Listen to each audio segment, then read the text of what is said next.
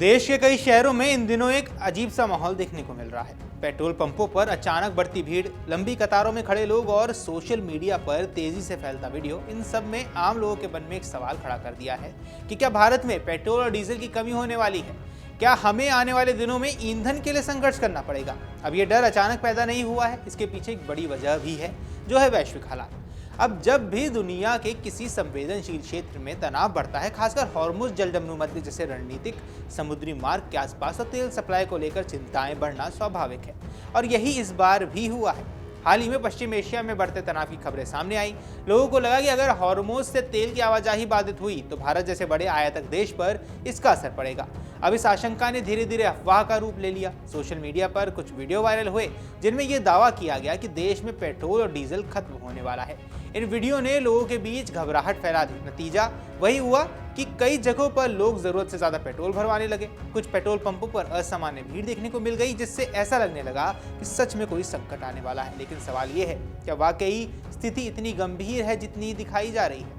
नमस्कार, आप देख रहे हैं अमर उजाला, मैं हूं आपके साथ साहिल सुयाल। दरअसल इस पूरी स्थिति को समझना है तो सबसे पहले भारत की ऊर्जा क्षमता को समझना यहाँ बेहद जरूरी है।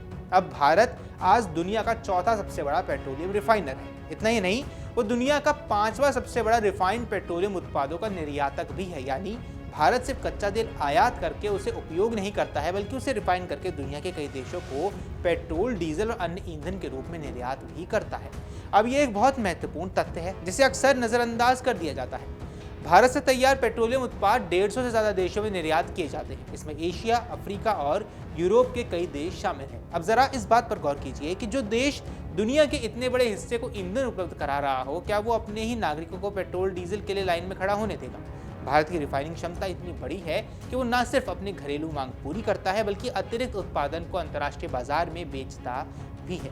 आइए ऐसे में आपको समझा देते हैं कि नेट एक्सपोर्टर होने का मतलब क्या होता है। अब भारत को अक्सर नेट एक्सपोर्टर कहा जाता है। इसका मतलब ये है कि देश जितना रिफाइंड पेट्रोलियम उत्पादन आयात करता है, उससे ज्यादा निर्यात करता है। ये स्थिति किसी भी देश की ऊर्जा सुरक्षा को मजबूत बनाती है। अब देश के पास पर्याप्त रिफाइनिंग इंफ्रास्ट्रक्चर है, उत्पादन क्षमता ज्यादा है, सप्लाई चेन मजबूत है, जिसका सीधा मतलब ये है कि अचानक किसी संकट की स्थिति में देश के पास पर्याप्त स्टॉक और उत्पादन क्षमता मौजूद रहती है। अब पेट्रोल पंपों पर भीड़ क्यों दिख रही है, इस सवाल का जवाब भी आपको दे देते हैं। अब असल में जो भीड़ पेट्रोल पंपों पर दिख रही है वो किसी वास्तविक कमी का संकेत नहीं है, बल्कि पैनिक बाइंग का नतीजा है। अब जब लोग डर जाते हैं कि कोई चीज़ खत्म हो सकती है तो वो ज़रूरत से ज़्यादा उसे खरीदने लगते हैं। और यही इस मामले में भी हुआ है, क्योंकि सोशल मीडिया पर अफवाह फैली, लोगों ने बिना पुष्टि किए बिना उसे सच मान लिया और फिर ज़रूरत से ज़्यादा पेट्रोल भरवाना शुरू कर दिया। इससे कुछ जगहों पर अस्थायी भीड़ जरूर दिखी, लेकिन इसका मतलब ये नहीं है कि देश में ईंधन की कोई कमी हो गई, क्योंकि सप्लाई पूरी तरह से सामान्य है। सरकार और तेल कंपनियों की ओर से कहीं भी ऐसा कोई निर्देश नहीं दिया गया है कि सप्लाई कम की जा रही है या सीमित की जा रही है। देश भर में 1 लाख से ज्यादा पेट्रोल पंप सामान्य रूप से काम कर रहे हैं। रिफाइनरी से लेकर वितरण नेटवर्क तक पूरी सप्लाई चेन बिना किसी रुकावट के चल रही है, जिसका मतलब साफ है कि ईंधन की उपलब्धता पूरी तरह से सुरक्षित है।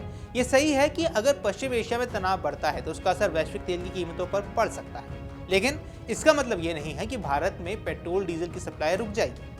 भारत ने पिछले कुछ सालों में अपनी ऊर्जा रणनीति को इस तरह मजबूत किया है कि अलग अलग देशों से तेल आयात कर सके और किसी एक क्षेत्र पर निर्भर ना रहे। इस पूरे मामले में सबसे जरूरी बात यही है कि हम तथ्यों को समझें और अफवाहों से बचें। भारत एक मजबूत रिफाइनिंग हब है। देश 150 से ज्यादा देशों को ईंधन निर्यात करता है। सप्लाई चेन यहाँ पूरी तरह से सक्रिय है और सरकार की ओर से कोई अलर्ट नहीं है, तो ऐसे में घबराने की कोई ज़रूरत है नहीं। और पेट्रोल पंपों पर दिख रही भीड़ और सोशल मीडिया पर फैल रही खबरें भले ही डर पैदा कर रही हों, लेकिन हकीकत इससे बिल्कुल ही अलग है। अब भारत की ऊर्जा व्यवस्था मजबूत है, आत्मनिर्भर है और वैश्विक स्तर पर प्रभावशाली भी है। ऐसे में याद रखिए, भारत सिर्फ तेल का उपभोक्ता नहीं बल्कि दुनिया को ईंधन देने वाला देश भी है। इसलिए अगली बार जब कोई वीडियो या मैसेज आपको डराने की कोशिश करे तो एक पल रुककर सोचिए, क्या ये सच है या सिर्फ एक अफवाह है। बाकी आपको जो कुछ भी लगता है कमेंट सेक्शन पर जरूर बताएं। फिलहाल तो इस वीडियो में इतना ही। नमस्कार। अगर आप ये वीडियो YouTube पर देख रहे हैं तो हमारे चैनल को सब्सक्राइब कर बेल आइकन दबाएं और Facebook पर देख रहे हैं तो हमारे पेज को लाइक करें।